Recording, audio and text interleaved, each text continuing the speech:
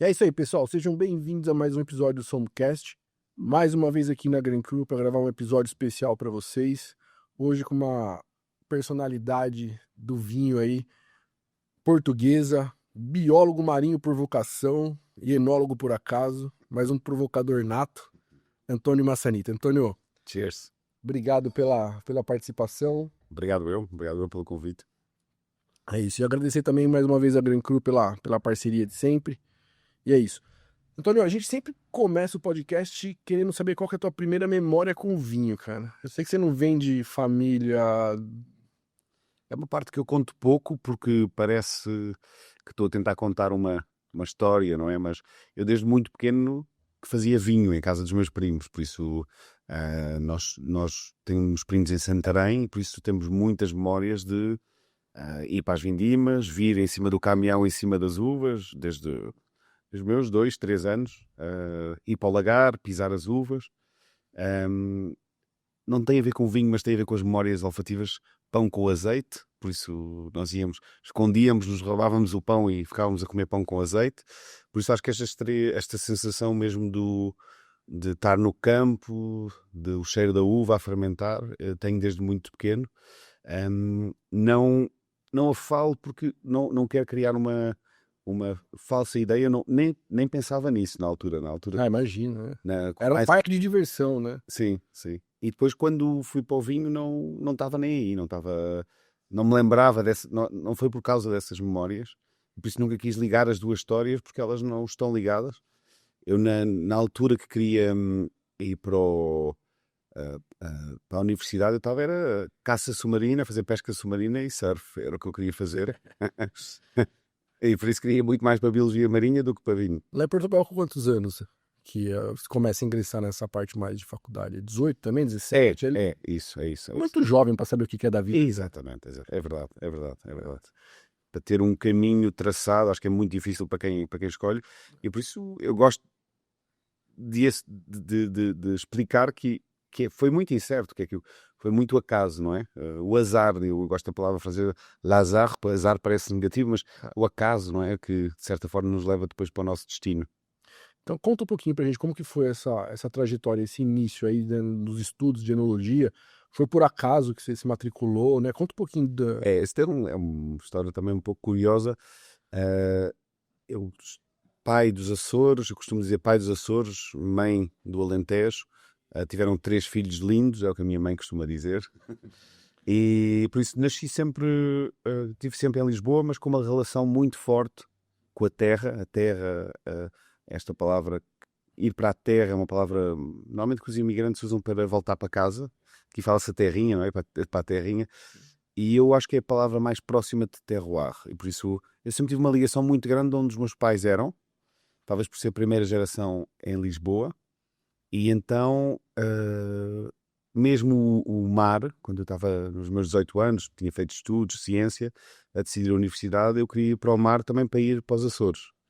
Ou seja, eu queria ir ser biólogo, imaginava-me estar nos Açores, perto do mar. E um azar, um acaso, um professor dessa universidade disse ao meu pai, que também era professor, diz ao teu filho para não vir para esta universidade, ele que vá para a agronomia. E então eu fui trocar a minha candidatura, já tinha feito a candidatura, fui trocar e troquei para agronomia, mas enganei-me nos códigos, então não fui parar a enologia, que na altura é agroindústrias, e então um conjunto de circunstâncias, quando entrei na universidade, estamos em 97, de início estranhei, porque todos vinham de um meio rural, ligado. Famílias ligadas ao vinho, já. Exatamente, mas pouco a pouco apaixonei-me por viticultura muito cedo, por isso, segundo ano, estamos em 99, algo assim. Ano 2000 já estou a tentar plantar uma vinha nos Açores, que não correu bem. Por isso já faz 25 anos, não é? E depois entendi que tinha que aprender, não é? Por isso fui estudando na universidade, mas mesmo durante a universidade fui viajar, não é? Fui trabalhar na Califórnia, em Napa Valley, em 2001 e depois 2002 voltei.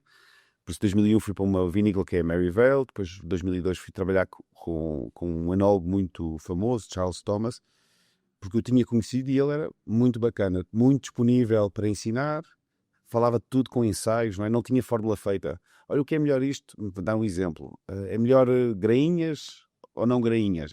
Grainha é a semente, não é? Não sei como é que chamam Semente. a semente da uva. Ele disse, a gente em 94 ensaiou com semente, sem semente, com o dobro da semente.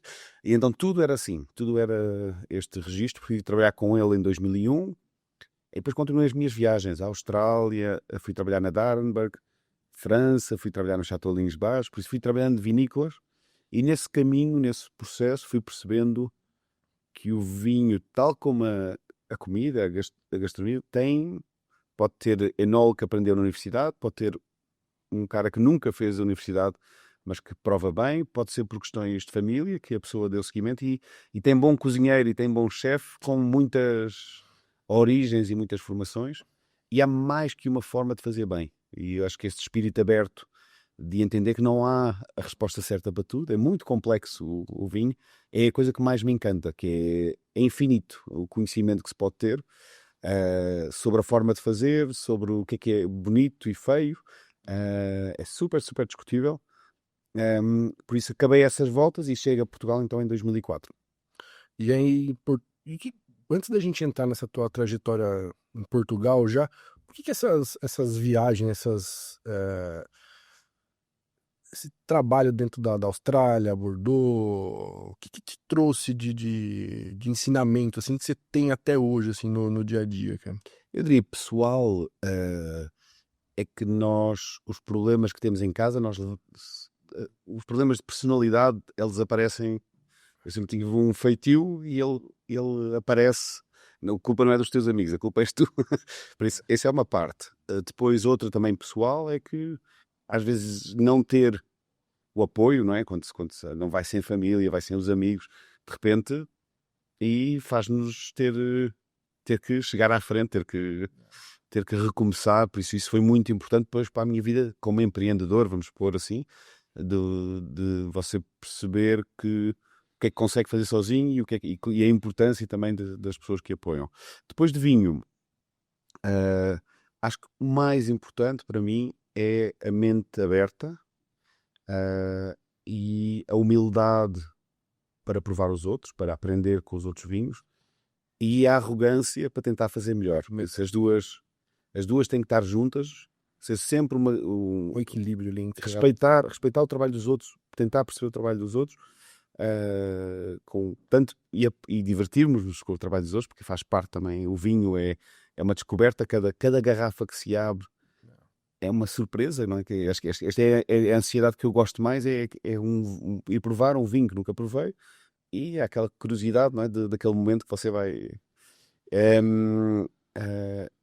E por isso o espírito aberto, porque há muitas, muitas formas de fazer a mesma coisa. Eu vou dar dois exemplos que eu penso que são interessantes, de comparativo. Imagino, França e Califórnia, a forma de fazer é muito parecida, porque está inspirada Sim, na forma de França. Eu diria que talvez a Califórnia é um pouco mais pioneira sobre a fermentação livre, sobre o controlo, o nível de detalhe na ciência, que não é intervenção, atenção, é entender como é que as coisas entender funcionam. os dados ali, as informações. E então vou dar um exemplo, Gini. A uva entra na vinícola, não é? No França e Estados Unidos, vamos arrefecer essa uva, vamos tentar pô-la mais fria. Na Austrália estamos a aquecer. Então já, pô, o que é que se faz aqui? Na Austrália, nos Estados Unidos e França, estamos a fazer remontagens com ar, estamos a introduzir ar para os taninos, para a cor ficar mais estável. Na Austrália estamos a fazer uma manta submersa, quer dizer que pegar na massa e ela está Lá embaixo. lá embaixo, não mexe. Por isso já de início estamos a ver que são quase dois caminhos Opostos. opostos, forma de fazer completamente diferente, e os dois vinhos eram bons. Por isso nós temos. Eu estou sempre que alguém me pergunta uma coisa sobre porque é que não fazem assim? Eu digo sempre, não sei, vou ensaiar. Por que não? Vou ensaiar. Tenho que ensaiar para depois poder responder, ensaiar com algum método para depois poder responder que tudo é possível. Porque é que eu fermento o vinho a 25 quando pode fermentar a 18 ou 17? Tudo isso, e esse é o nosso, os últimos 20 anos, não é? Tanto no meu projeto como nos projetos depois que dei consultoria ao longo desses anos, esse é o espírito. E foi o que nos permitiu também ir melhorando muito pequenos incrementos, porque há coisas que já sabemos a resposta. Você teve um choque muito grande de quando você saiu para Portugal e foi para esses lugares, em nível de tecnologia, método de vinificação? Você teve algum choque? Porque o vinho que a gente bebe hoje, 25 anos depois, é um pouco diferente do que a gente bebia antes, né? Sim. Eu acho que é um pouco como qualquer consumidor quando entra no vinho. Tudo é novidade, não é? Por isso o choque era diferente. Não é? Tá. Você entra num estilo de vinho e depois há outro estilo de vinho e outro estilo. Por isso eu não tinha maturidade ainda para sequer entender o que era o normal em Portugal, o normal. Tá. Eu acho que é um bocadinho uma recolha de informação. Não tive choque. Eu diria que o nível de profissionalismo destas vinícolas top marcou muito, vai marcar muito quando eu chego a Portugal e como é que faço as coisas. O nível de detalhe, Detalhe, né? a importância de uma vinícola muito limpa, muito o método. Eu tenho que pensar um pouco nos nossos vinhos como se estivéssemos em alta gastronomia, que é no final a cozinha não fica mais ou menos limpa, a cozinha fica a brilhar. Você pode meter a língua direto na... E uma vinícola tem que ser igual, ou seja, é uma forma de trabalhar que tem um entendimento de arrumo muito importante, sem ainda falar do vinho em si próprio, não é? Da uva. Sim, total. É uma forma de trabalhar que eu aí sim, importei muito das minhas viagens, que é um nível de detalhe e precisão importantes. Muito bom. E aí chegamos em Portugal. Como que foi essa tua trajetória aí? Aí 2004, né? 2004, sim. Muito bom. Eu venho a Portugal em 2003, por isso trabalho ainda na Malheirinha Nova e depois vou para a França, e vou para a França também de uma forma só curiosa, só chegando aí, que é eu vou para a França através do meu currículo desportivo, porque eu era jogador de rugby, Tá. e então eu vou jogar para o clube Pays Médoc e eles vão-me contratar para o clube e assim é que vou trabalhar no Château Lins Bar. Por isso esta foi a ponte. troca, essa ponte que eu acho que foi interessante, por isso faço a época lá. E vou pensando, não é? Como é que eu posso, começo a ficar confiante que quero fazer o meu vinho, mas sei que não tenho capacidade para o fazer, não tenho dinheiro, não tenho nem pais do... Não é barato. Disse geralmente para fazer uma pequena fortuna tenho que começar com uma grande, não é? Não é. A gente fala que para se tornar milionário com vinho, você tem que começar bilionário. Exatamente. E então, por isso comecei um pouco a pensar como é que eu poderia fazer isto. E pegando em exemplo que tinha visto na Austrália, na Califórnia, que havia muita gente que não tinha vinícola, ou comprava uva ou arrendava vinhedo e depois vinificava numa vinícola de outros. E comecei assim.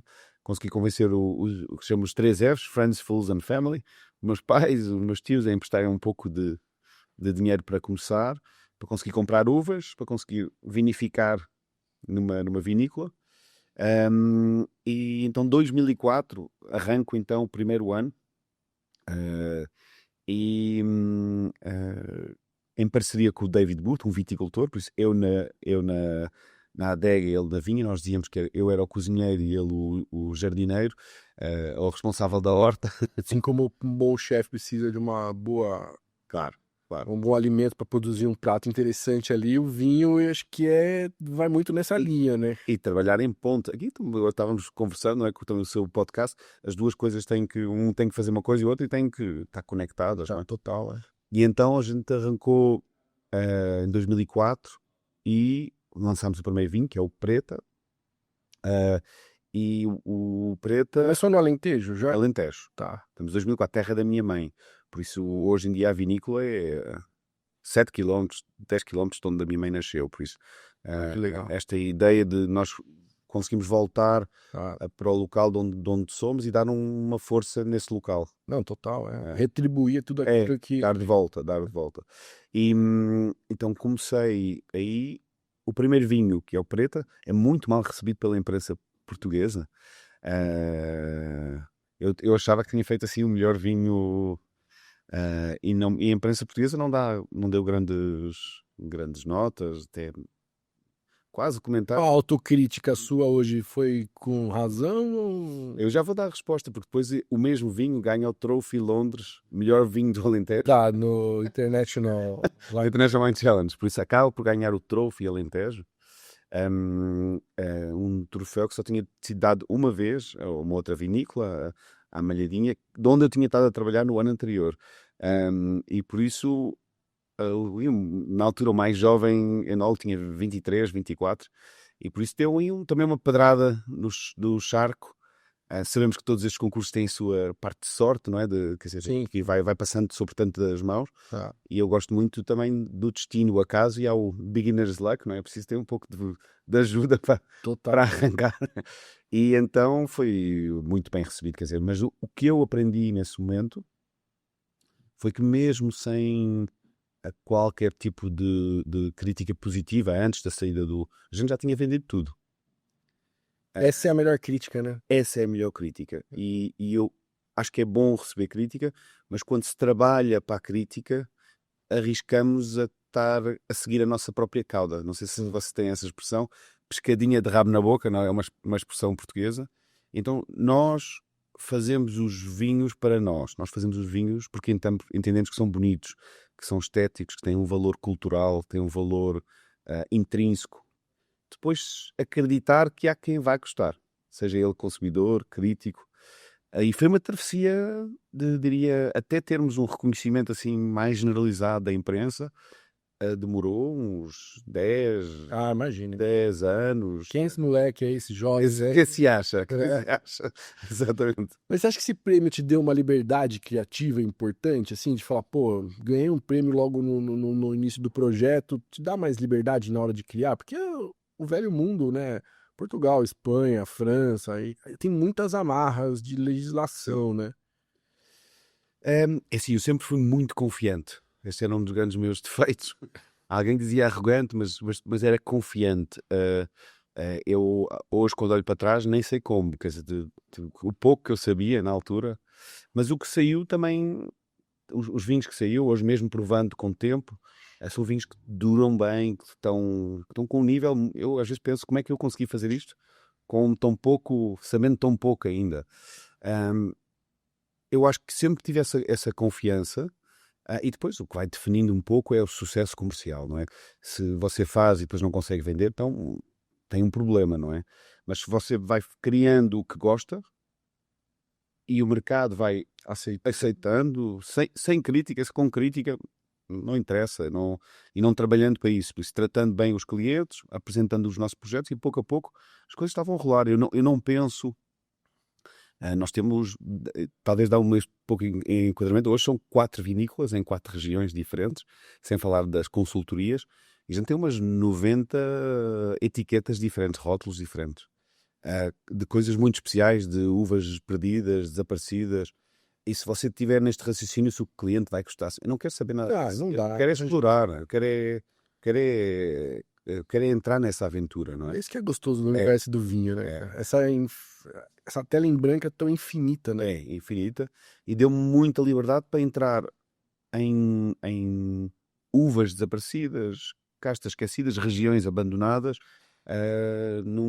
usar a minha capacidade de olhar para um vinhedo, de pegar nesse vinhedo e transformar numa garrafa em sítios onde eu acho que precisam de mais carinho. Hoje a gente vê vários mercados em busca dessas castas esquecidas aí, retomando elas. O que tem de projeto legal que você tá... Faz um tempinho já que você começou? Claro, nós somos muito pioneiros nisso, porque eu acho que a palavra mais importante para o vinho é cultura. Vinho é cultura. Vinho já foi comida, por isso nos nossos antepassados, no caçador-coletor já foi comida, já foi uva que fermenta e dá fonte de hidratação, fonte de energia. Energia. E depois passou a ser comércio, um produto que se aguenta, tal como os cereais, que dá para transitar, um commodity. Vinhos fortificados. Mesmo Sim. antes disso, era um produto que se podia carregar num barco e durava E por isso podemos ir para os fenícios, não é preciso entrar na Sim, força. E depois o produto, resultado disso tudo é cultura. E o que é isso da cultura? É um local, eu falei da palavra de ir para a terra, é a palavra mais bonita porque eu acho que é isso, terroir é isto, ir para a terra é o ingrediente, são as uvas, as castas, as variedades, as formas de fazer, a técnica. Eu sempre que vou a um restaurante e tiver um chefe português na cozinha, eu adivinho sempre.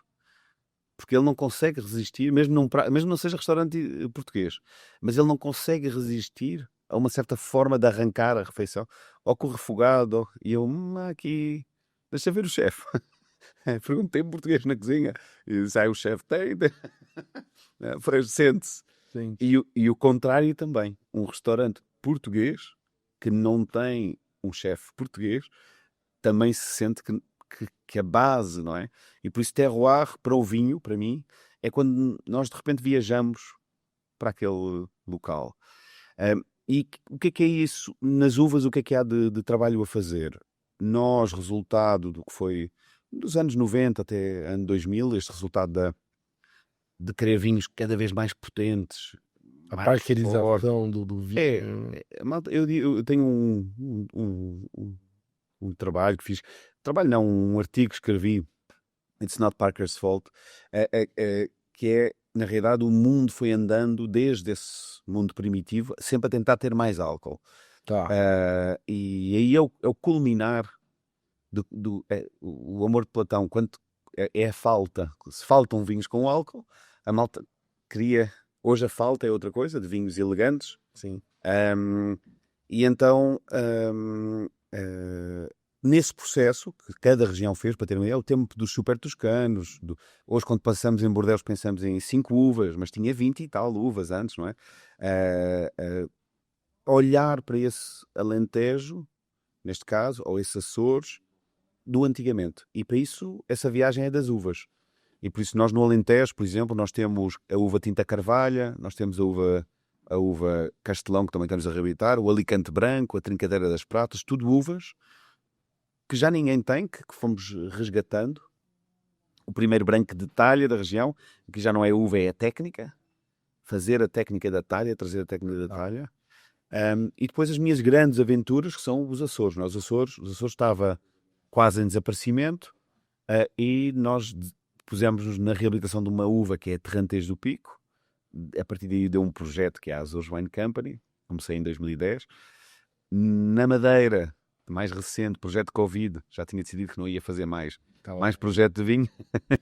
Arrancámos com uma uva desaparecida também, com o Caracol, numa ilha que tem 14 hectares de vinha, na ilha de Porto Santo.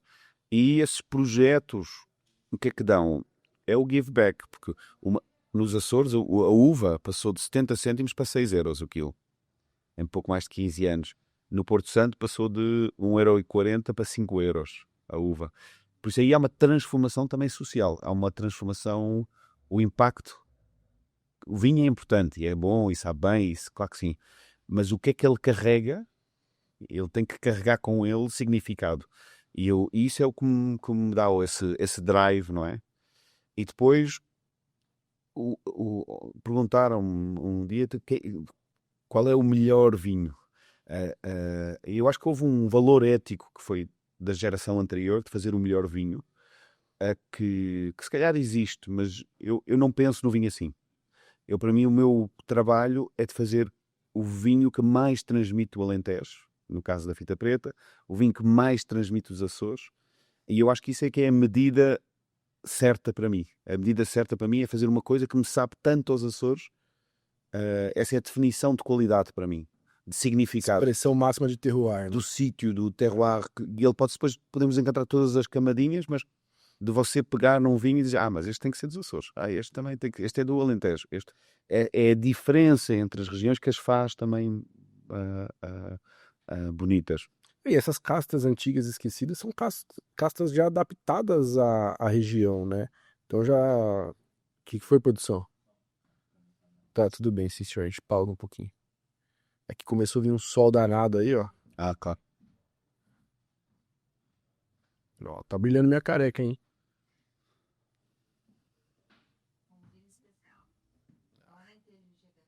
É, o Alentejo, sol pesado. Isto é mais Açores. É. Açores é as 4 estações, todos os dias, umidade alta. E essas castas antigas, elas já estão adaptadas na região, né? Acho que trabalhar ela, né, nesse terroir único dela ali, acho que é mais fácil até do que você trazer castas de fora, né? Acho que não é fácil a palavra, né? Não, mas eu percebi. Eu acho que é mais previsível Tá. de pensar e muito provavelmente são a solução para o aquecimento global. Essas uvas antigas. Vejam o que é que nós fomos fazendo ao longo dos últimos 50, 100 anos. Nós sabemos isso porque nos vinhedos velhos conseguimos ver que uvas é que lá estavam. E esses vinhedos velhos são os que nós estamos a reabilitar. A gente foi excomungando, eu gosto de usar as palavras religiosas porque são assim mais fortes, excomungando tudo o que era uva de baixo grau alcoólico, clara, por isso, e tardia. Por isso que não amadurecia cedo. Então, na realidade, nós deitámos fora, deixámos talvez o que falta. Se a falta antigamente era a concentração, e então ficámos só com as uvas potentes, alcoólicas. E hoje dizem, mas porquê que o vinho do Alentejo tem todo mais de 15 graus? Bem, porque você deitou fora todas as uvas que tinham um outro perfil. E eu não fiz nesse exercício, eu fiz no exercício puro do património cultural. Eu gosto, se eu descubro uma uva, um vinhedo velho, eu vou tentar recuperá-lo, trabalhar com ele, porque quero. Depois, como as coisas são, quando se quer fazer bem, nesses vinhedos velhos, muito provavelmente está a solução, está a resposta para este aquecimento global. E no Alentejo, vou dar o exemplo do Alentejo, que eu acho que é bom. O Alentejo tem muito calor, não é? É seco. E se você visita um vinhedo velho, ele explica como é que você vai resolver. Vai resolver tendo uma plantação sem rega. Por isso, todos os nossos vinhos são de sequeiro. Por isso, os vinhedos vão estar em que lugares? Nos lugares onde não é preciso rega. Por isso, eles têm que estar nos baixos. Nós trouxemos aqui o Paulistas, que é do chão dos ermitas. O vinhedo do Fita Preta Branco, do Laranja Mecânica, é o chão dos ermitas. Quer dizer que vai estar numa zona, uma depressão, quase em baixo de montanha, que vai receber água. Mais volume, né? O solo vai estar fresco. Então as raízes têm que estar profundas. Isto é aprender com a cultura dos antigos. Como é que eles faziam os vinhedos? Como é que se fazia a viticultura? Porque fizemos uma viticultura moderna, é de vegetação muito alta. Pensem a vinha como painéis solares.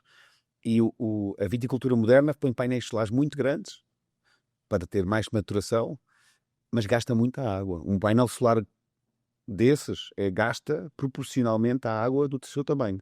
Se você vai aos vinhedos antigos, o painel é muito mais pequenino e a raiz muito mais profunda. Por isso, bom alicerce com uma vinha pequenina.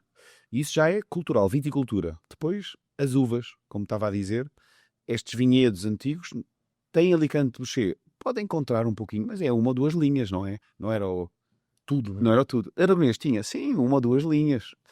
E o que é que tinha muito? Moreto, Tinta Carvalha, Castelão, Alfrocheiro. Onde é que estão essas uvas? Desapareceram. E por isso, quase desapareceram. E o meu foco na realidade, é cultural, estético. Eu quero descobrir essa receita da avózinha, não é? Essa receita esquecida. Por isso pego num vinhedo velho e vou tentar não só fermentar os ingredientes, usar cada uma das uvas, mas depois o casamento disso. E normalmente é um choque. Quando se prova, diz, isto não é Alentejo. Não, isto aqui era o Alentejo. Antes, né? E eu digo que há sempre um conflito entre memória coletiva e história.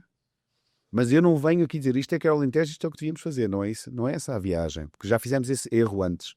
Já viemos dizer... A minha expressão do Alentejo, né? Esta é uma expressão dos anos 60 do Alentejo. Tá. E ela não está certa nem errada. É uma... Quem está certo? Uma visão. Né? Nossa mãe, nossa avó, nossa bisavó. Não metam nessa... Por isso essas várias receitas é importante nós entendermos-las para depois conseguirmos expressar hoje, que agora é a minha receita, volta para mim, não é? Eu vejo a receita da minha mãe, da minha avó, e depois volta para mim o que é que nós, sabendo isso, o que é que nós fazemos. Foi muito difícil ir na contramão do mercado, assim, porque querendo ou não, é uma coisa meio tipo, tá todo mundo indo para um lado e você tá indo para outro, né?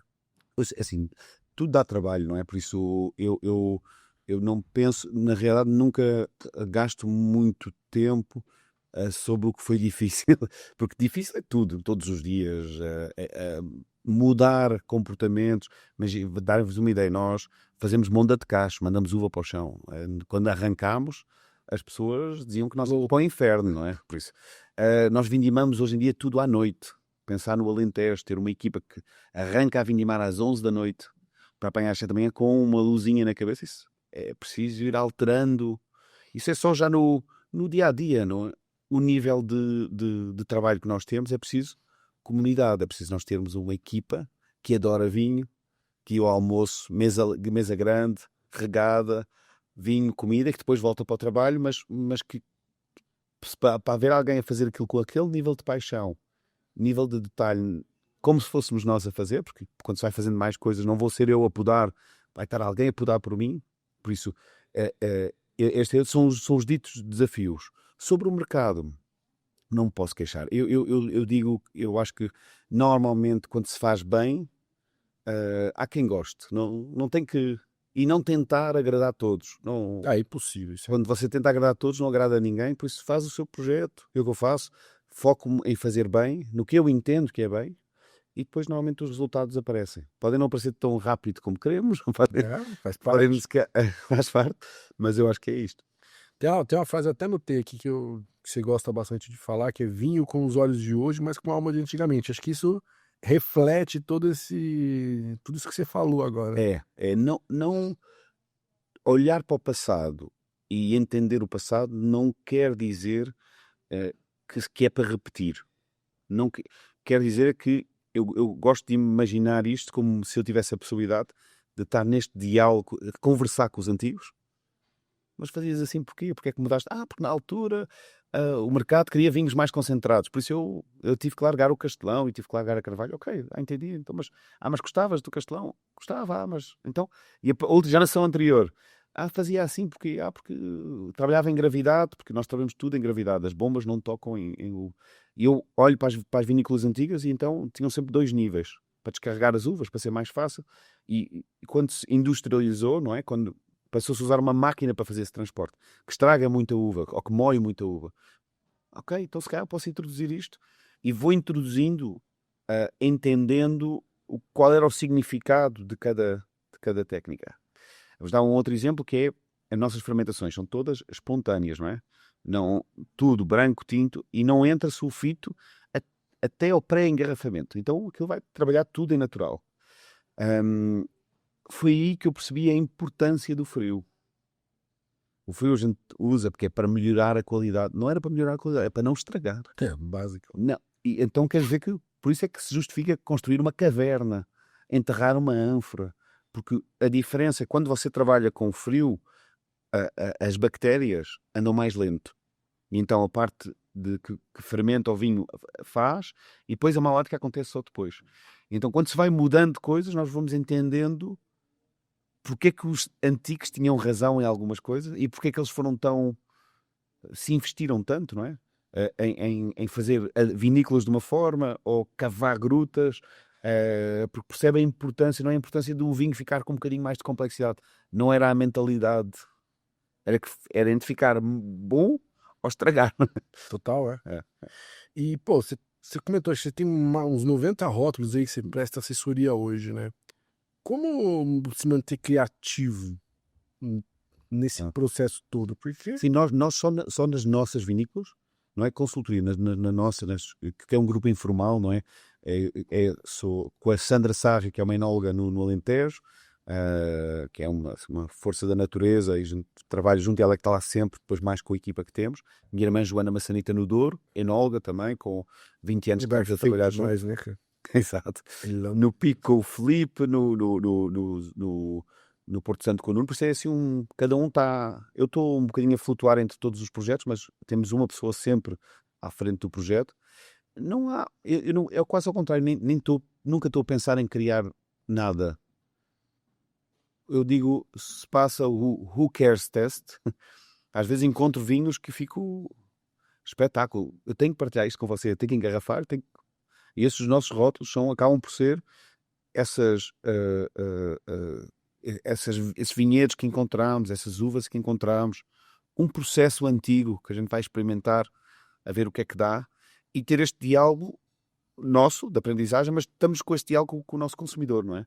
Nós vamos conversando, olha, vê lá o que é que acontece, laranja mecânica, que a gente está... Quer falar desse vinho pra gente um Claro. pouquinho? Por exemplo, laranja mecânica é um vinho laranja, cor laranja, mas... Onde, produção? Qual câmera? Essa aqui? Ó, põe aqui.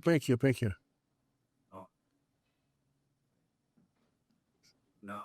Aí, produção. Aí, ó, foi, ó. Aí, produção. Aí.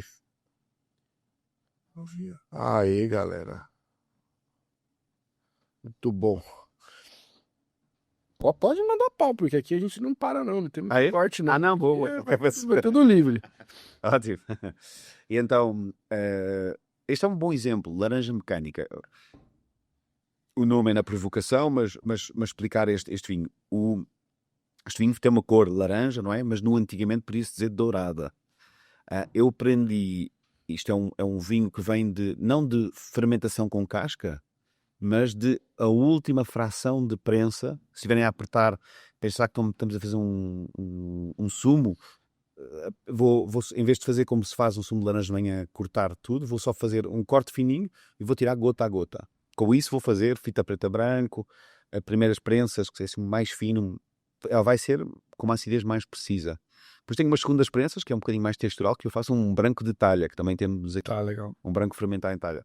E depois imaginar que na laranja fica um pouco de sumo, mas não dá sem apertar muito, não é? E aí eu guardo as uvas durante uma semana e aperto de novo. E aí faço laranja, que é uma laranja mecânica, que brinca também um pouco com o nome do filme, a laranja mecânica. O que é isto? Isto é algo que eu aprendi nas ilhas.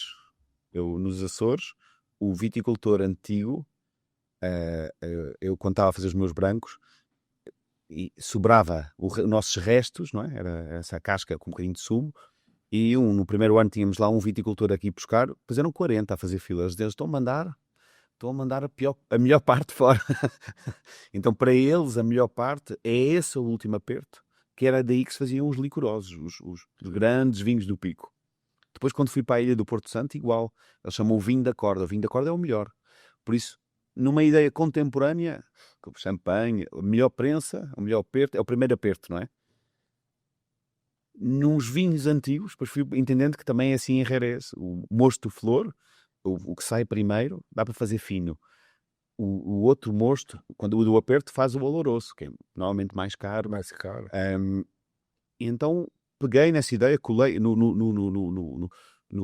Açores, faço o meu licoroso assim, no Porto Santo faço o vinho da corda, e no Alentejo fazemos este vinho. Por isso, na realidade, estamos a ir buscar uma técnica antiga, que é um aproveitamento. Veja, eu digo que isto é máximo aproveitamento. Né? Máximo aproveitamento. Eu digo que isto é o meu bisque de camarão ou é a minha sopa de peixe, não é?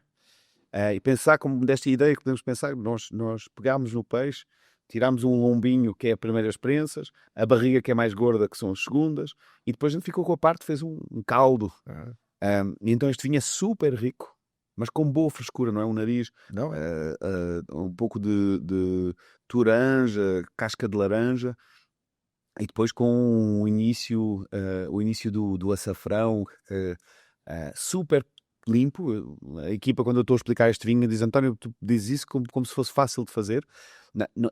Tecnicamente é um desafio, porque o que é que vai acontecer? A fermentação vai arrancar mesmo nas cascas, e por isso normalmente vê-se muito laranja que cheira um pouco desviante, um pouco acidez volátil, um pouco acetato de etil, e este é muito limpo. Como é que se faz isso? É preciso, tem gelo seco em cima das uvas, vai dar CO2, não é? Vai proteger, depois prensar e fazer decantações dinâmicas. É como quase técnica de cozinha, não é? Não está a meter nada dentro, mas tem que estar a controlar o processo com a temperatura para dar este nível de fruta e precisão. Um processo muito mais delicado e preciso, né? Eu gosto muito de dizer que a nossa forma de fazer é muito baixa intervenção, muito alta precisão. Gosto de comparar ao peixe, não é? O que é isso de baixa intervenção? Eu gosto de comparando com o peixe, não é? Que é uma ideia, eu acho que visual, que quem gosta de comida, se eu comparasse uva e peixe, não é? Peixe, bem, há que apanhá-lo primeiro, não é? Quer dizer, não vem parar à mesa, não vem parar à mesa sozinho, por isso que seria parecido com plantar a vinha, tem que se plantar. Já estamos a fazer aqui escolhas que são intervenção, são uma intenção. Depois, quando chega, tira a tripa, não tira a tripa. Descama ou não escama. Depois, se formos comer cru, ok, em sashimi, posso pôr limão, não posso pôr limão para um ceviche. Se for o que for, vou grelhar. Grelho fechado, aberto. Aberto. Posso pôr sal, não posso pôr sal. Folha de bananeira ou não. Carvão, Ah, madeira, gás. Quer dizer, tudo são pequenas decisões que entendemos que não estamos a pôr coisas, mas deve-nos pelo menos pôr qual é o valor ético. Quando nós estamos a fazer esse pescado, para mim é como se eu tentasse, e as pessoas perguntam, mas qual é a melhor forma? Aquela que valorize melhor aquele peixe. total. Ou seja, não é eu para todos os peixes, esta é a melhor forma de fazer, não. Para aquele, eu quero tentar fazer o melhor atum, ou o melhor lírio, ou o melhor... Então, isso qual é a técnica? E a resposta pode ser qual parte do atum, porque a cabeça é uma coisa. Vocês tentar fazer, vou passar para a carne, bochecha e lombo de porco no mesmo prato, vai correr mal, porque pontos de cozedura diferente.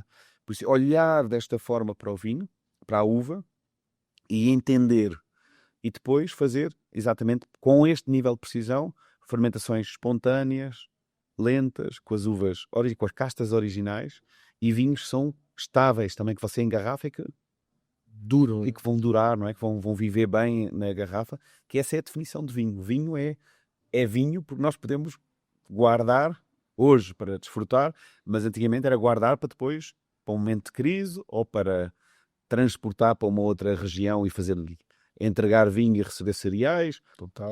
E por isso o vinho, a chave do vinho ter este... Longevidade é... Por isso o meu valor ético é tentar que cada vinho transmita a região, consiga meter dentro da garrafa, mesmo os nossos diferentes laranjas, vocês cheiram, põem lado a lado e são totalmente diferentes, porque cada um cheira, mesmo com a mesma técnica, cada um cheira ao sítio de onde vem. Total. E você fala muito de fermentação espontânea e a tecnologia. Como que a gente consegue dosar a tecnologia para trazer só o benefício dela e não ter esses vinhos de gôndola, né? Que a gente chama de tudo parece a mesma coisa. Eu, mais uma vez, olhando com simpatia e retrospectiva, imaginando que estaríamos a falar do nosso pai, do nosso avô, a geração anterior trouxe, de certa forma, a certeza, não é? Digo que é a geração dos engenheiros.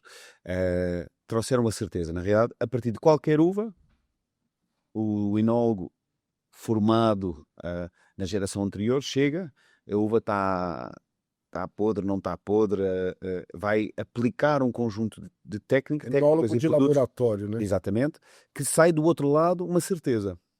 E essa geração foi muito importante em Portugal, para arrumar um bocadinho a indústria, que era muito suja, desorganizada, por isso profissionalizar, vamos pôr desta forma. O problema de profissionalizar, vejam que não está muito diferente, gastronomicamente, se nós pensarmos, estamos na era de que todo mundo quer ser restaurante francês, não é? Que todo... A gourmetização do processo ali. E os vácuos, e já não interessa qual é, nem sabe o que é que está a comer, não é? Quer dizer, que era mais a técnica do que o produto. Eu diria que a nossa geração, já de barriga cheia, porque as adegas já estavam limpas, a viticultura já estava melhor, Tudo a casa organizada. casa organizada, pudemos nos dar ao luxo, digo desta forma, de fazer essa crítica. Disse, mas cara, isto cheira tudo ao mesmo, não é? E porquê que cheira tudo ao mesmo? Porque a mão é tão pesada que tira coisa, põe produto, põe aroma, põe levedura que produz um tipo de aroma. Pois, e no final já nem sabe, ninguém sabe, sai da mesma torneira, daqui, da América do Sul de Portugal, do sul de França. E então, o que é que foi o nosso processo? Primeiro é o entender a técnica. Vamos imaginar um chefe de cozinha que tem a técnica, não é para usar em todos os pratos, a técnica. cortar o peixe. É importante saber cortar o peixe. Claro, isso é um tipo de técnica. Mas não tem que selar, pôr no forno, pôr o molho, pôr o coisa, levar ao vaso. Calma, respira. É o chefe jovem, não é? O chefe jovem, quando começa, quer meter 10 ingredientes e 10 técnicas em cada prato. O entendimento da técnica, ela está ao serviço da estética e vamos voltar outra vez à ética. Por isso, qual é o valor que nós queremos? O que é que nós queremos? E se o valor for pôr este peixe num... Quase como se ninguém tivesse tocado, mas tivesse quase... Como é que se eleva uma ostra? Não é fácil, não é? Sempre que alguém tenta fazer, quase que faz asneira, porque ela é tão boa sozinha que... Por isso, encontrar uma forma... Eu diria que a nossa geração e o meu trabalho de fundo, nesse entendimento da técnica, é a percepção da ausência da técnica.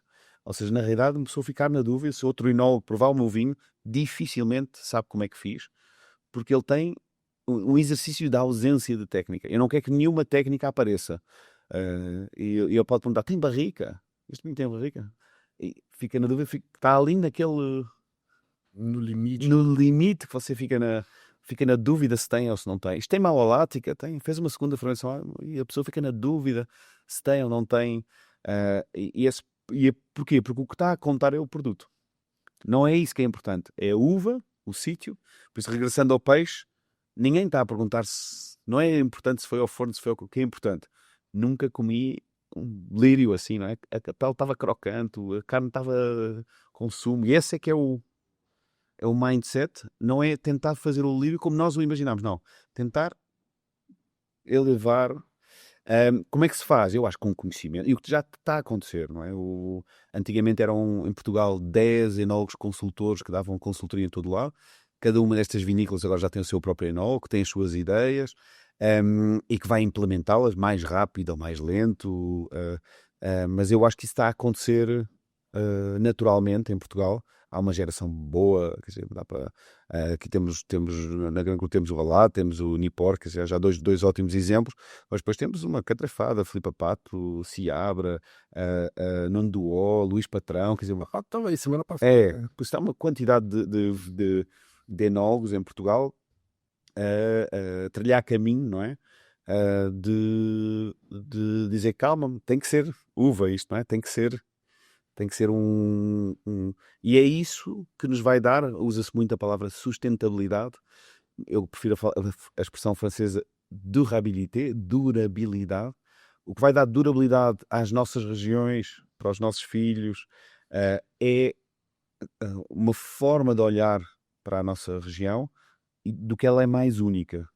As nossas vinhas, as nossas castas, as nossas formas de fazer, as nossas tradições, e isso, se nós não conseguimos sentir isso num copo, se eu não conseguir meter o nariz no vinho e dizer estou no Alentejo, estou nos Açores, corro o risco, mesmo que tenha feito o melhor vinho do mundo, não é?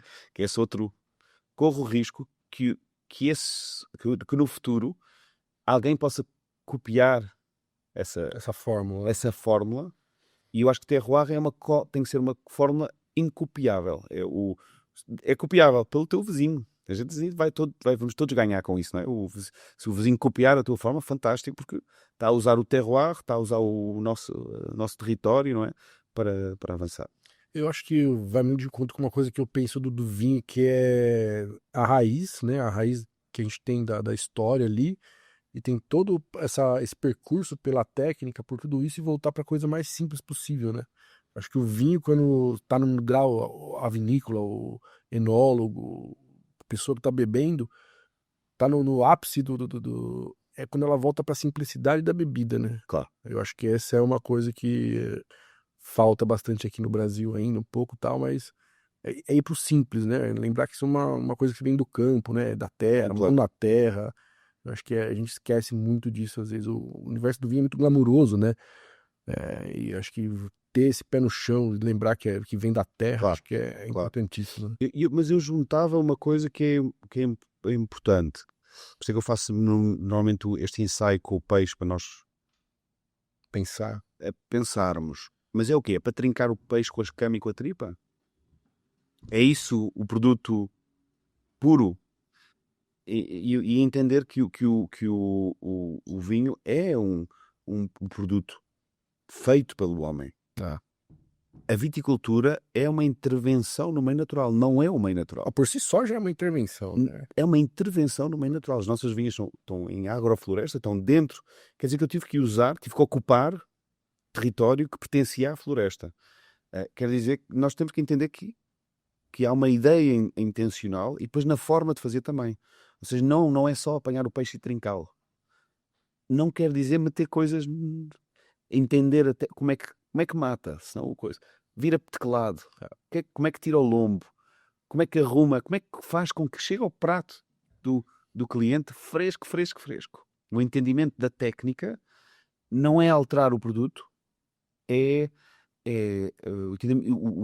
o entendimento do que é que está a passar desde que nós apanhamos a uva, vai-nos permitir trabalhar com precisão. Não deve ser desculpa para defeito, não deve ser desculpa para... Não, jamais.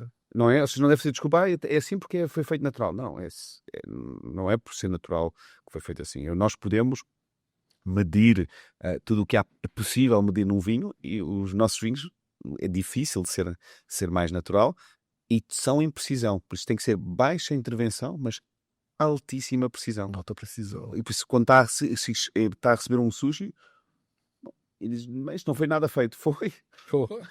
Pois foi. Bastante, né? É nada, mas foi tudo. Mas é que para fazer assim o simples, essa coisa do sem intervenção, você precisa ter muita domínio de técnica. Exatamente, né? perfeito. É o processo contrário, né? E domínio da técnica não quer dizer usar todas elas. Não, é entender dar talvez para o ouvinte algumas... Eu estou sempre à procura de algumas... O que é as falácias, não é? E por isso, temos que pensar também a ideia comercial de quem vende esses produtos, o que é que ele quer, não é? Como é que ele consegue? E então, nós, quando pensarem outra vez o mesmo sumo, estou a espremer a uva, não é? E o sumo cai, e nós não pomos nada, né? O sumo fica todo castanho. Como a vossa maçã, quando cortam, ela começa logo a ficar toda castanha. E então a indústria moderna, contemporânea, diz, não, você tem que pôr o sulfite aqui, porque... A sulfitada lá para não fermentar. Para não ficar castanho, para não ficar com cor. Mas na realidade o que se está a passar é o contrário. O sumo está castanho, porque o que nós chamamos de tanino, não é? Aquele que está a proteger o mosto. E ele, em vez do mosto oxidar, ele vai receber esse oxigênio, vai proteger o mosto e vai ficar castanho. E o enólogo moderno diria-me, António, mas depois eu fico com o vinho todo castanho. Não. Porque dentro do sumo, você tem outra coisa lá dentro, que é proteína, que tem sempre em excesso. Você tem sempre que ir depois do vinho fermentar, você tem que pôr um barro, que é bentonite, um barro para tirar a proteína. Mas como não pôs o sulfito, ele ficou castanho, e a proteína está lá e vai-se agarrar a isso. E limpa o vinho.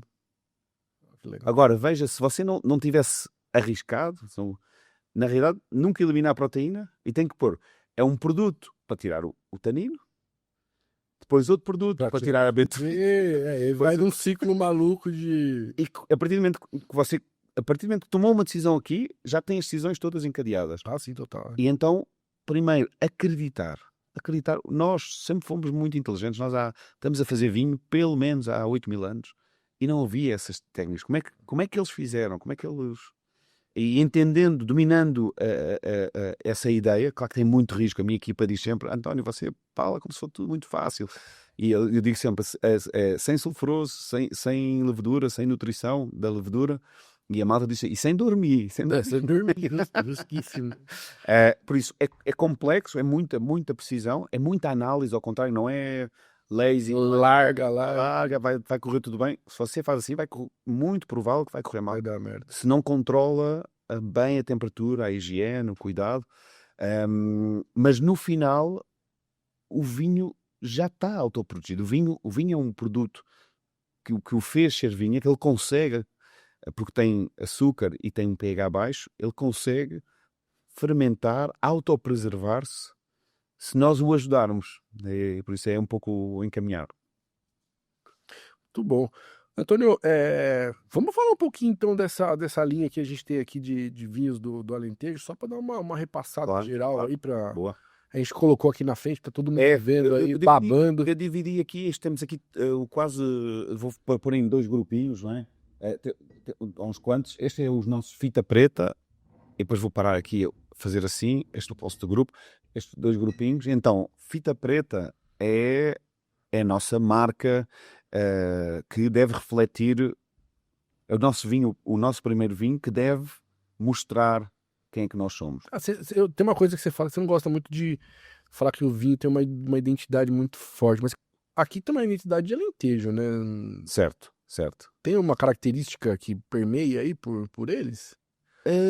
Que eu ligo todos os vinhos? Ah, Eu acho que primeiro temos sol, não é? O Alentejo tem sol. O Alentejo, independentemente de serem vinhos que têm uma graduação alcoólica, por exemplo, um fita preta branca 12,5, qual a produção? e tem mais frescura. Frescor, não é? Frescura é outra coisa, não é? Também tem um bocadinho de frescura. Vai, produção, põe a câmera aí, eu tô erguendo o braço aqui que nem um maluco. Pô. Aí, vou mostrando a linha aqui pro pessoal enquanto ele vai falando. E então tem o sol, não é? Mas sobretudo vinhos com muito sentido de sítio, não é? Isso quer dizer o quê? É um aroma que deve ligar a estas uvas que são daqui. Vinhos que têm frescura, mas têm sempre o sol, não é? Sempre a expressão francesa é gorgé de soleil, cheios de sol, não é? É que nós vamos afinar com a questão das uvas. Por isso, pegando no início, fita preta branco, o ancestral. Porque é o ancestral? É só muitas uvas que já desapareceram no tempo. É um vinhedo com cerca de 56 anos e que temos uvas como Alicante Branco, Trincadeira das Pratas. Se não conhece, é normal, porque somos os únicos que engarrafamos essas uvas, apesar de elas estarem nos vinhedos velhos. E depois outras que podem já conhecer, Roupeiro, Arinto, Antão Vasco. Depois no fita preta tinto é o Iluminista. Porque é que um é o ancestral e outro é o Iluminista?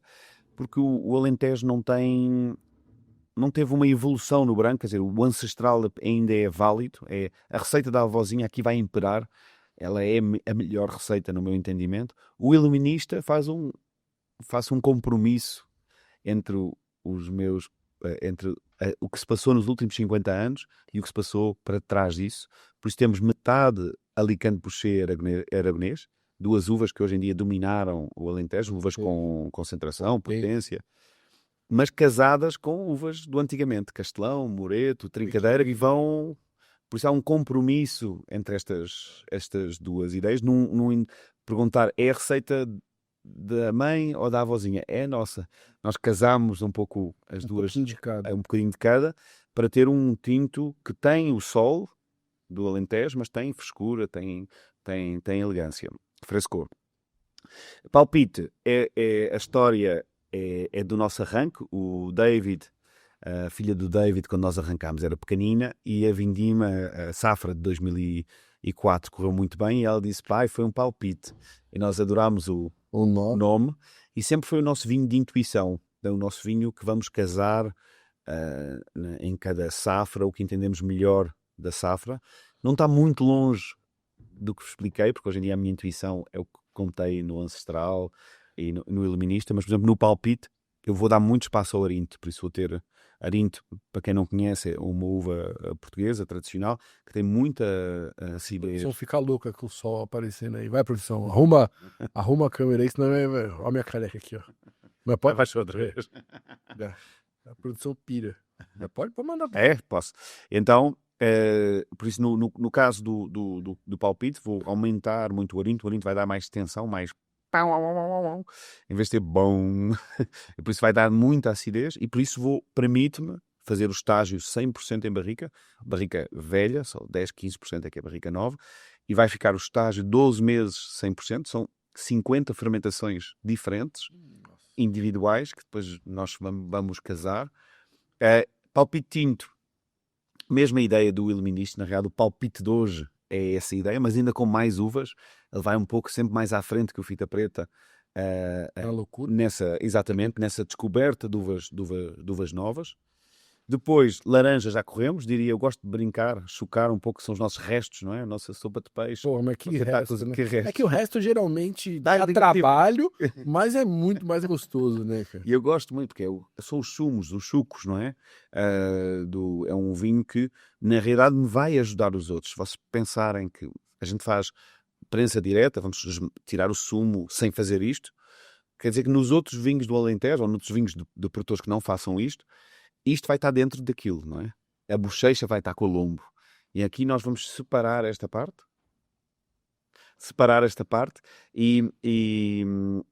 Expressão melhor dela, né? exatamente. Vou ajudar os brancos que vão ficar mais elegantes, mais frescos, e este vai mostrar este vinho laranja. Pois, provocação, Touriga vai novo, vem no seguimento da história que vos fui contando aqui.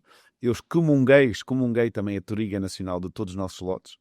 E porquê? Porque é uma uva portuguesa, é uma uva que até eu posso defender no Alentejo, talvez desde o início do século XIX que está lá, mas ela marca muito, não é?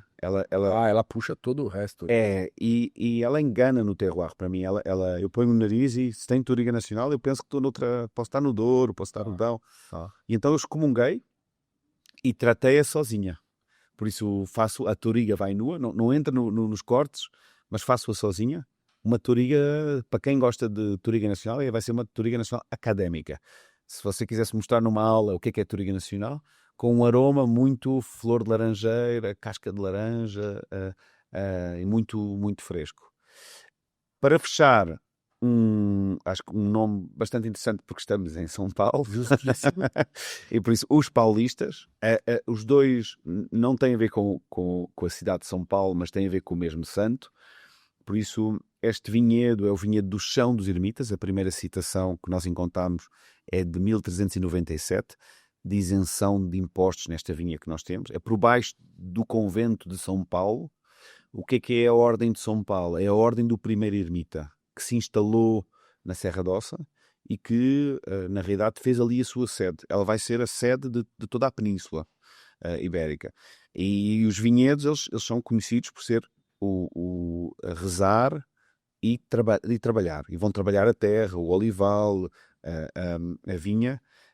E nós temos esta vinha, que é o Chão dos Ermitas, e a homenagem à Ordem, fizemos no nosso melhor vinho, os paulistas. O que é os paulistas? Os paulistas não é a receita da minha mãe com a da minha avó, é só a receita do antigamente. Pegámos nesse vinhedo e vamos vinificá-lo junto.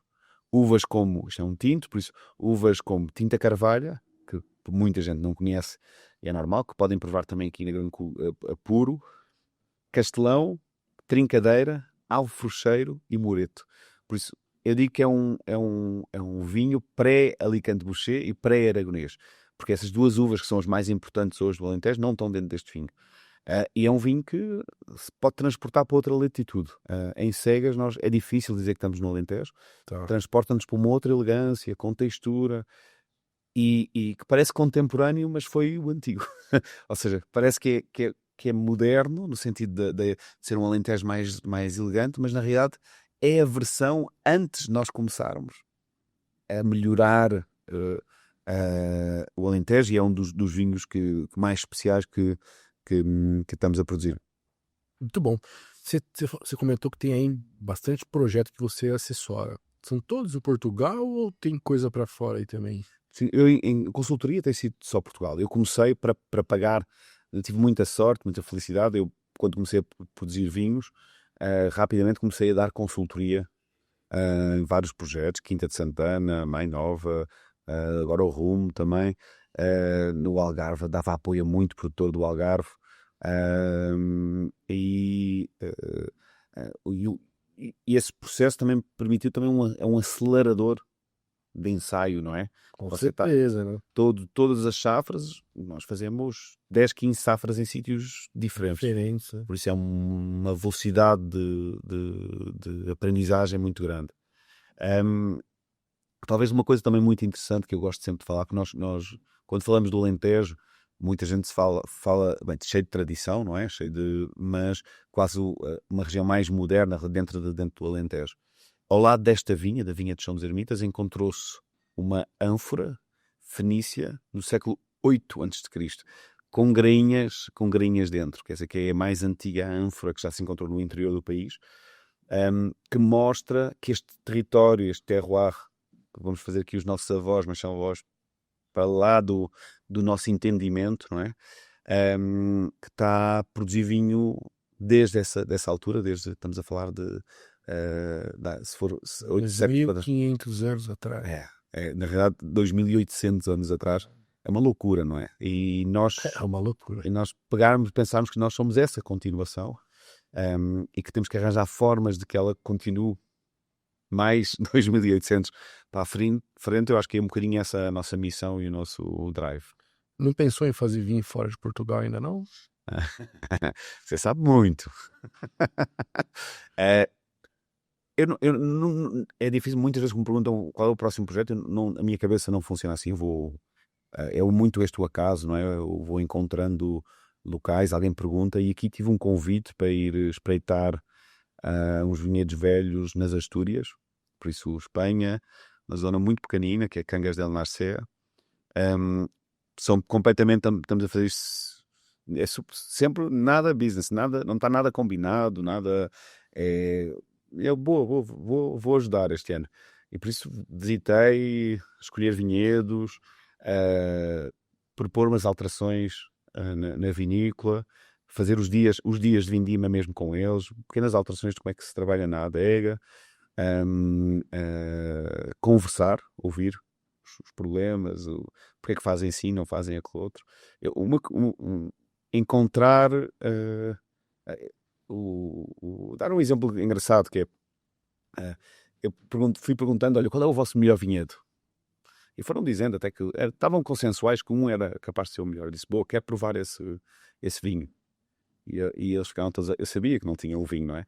E só queria mostrar que eles sabem o que é bom, mas esse vinhedo não está a ser separado. E por isso, este é um processo, já é um processo, não é? Quer dizer, já é uma parte, não é? Se esse terroir é tão mágico, vocês todos estão convencidos que é tão mágico, que era já a minha vinha favorita, das vinhas que tinha visitado. E por isso são pequenas coisas, não é? Contribuir, por isso temos este projeto em marcha, nas Astúrias, ainda muito informal, vamos ver o que é que vai dar, mas é uma aventura. Eu gosto desta sensação de depois de ficar outra vez sem saber nada, não conheço as castas, não conheço o terroir. Friozinho na barriga. Exato. Muito bom. Pô, Antônio, acho que a gente conseguiu trazer um pouquinho aí da tua trajetória, falar um pouquinho da tua linha de pensamento, de como você pensa sobre vinho, e acho que é legal demais esse resgate do tradicional, né? Porque a gente vive nos últimos 50, 100 anos uma loucura, né? De avanços que, se a gente não souber controlar, a gente acaba perdendo a nossa essência. Eu acho que você tem esse papel fundamental hoje, não só em Portugal, mas no universo do vinho, de manter esse resgate à tradição, né? Acho que é muito legal, cara. E, pô, esse laranja aqui, galera, tá incrível, hein? Tá incrível demais. E, pô, Antônio, obrigado. Obrigado eu. Queria agradecer você pelo papo que a gente teve aqui. Agradecer também a Gran Cru pela parceria de sempre. E é isso, né, produção? Faz um mês que eu não gravo, eu nem sei se eu tô esquecendo alguma coisa aqui. Fala aí, produção. Deixa uma brisa do sol. Pô, desculpa aí, galera. O teto aqui ele é de vidro, então se deu uma clareada demais na minha careca aqui, então a gente pede perdão aí, mas o importante é que o áudio é sempre muito bom. Antônio, obrigado, cara. Saúde e vida longa Cheers. aos vinhos Macedônia. Obrigado a você. Saúde. Obrigado, Gran Cru. Valeu.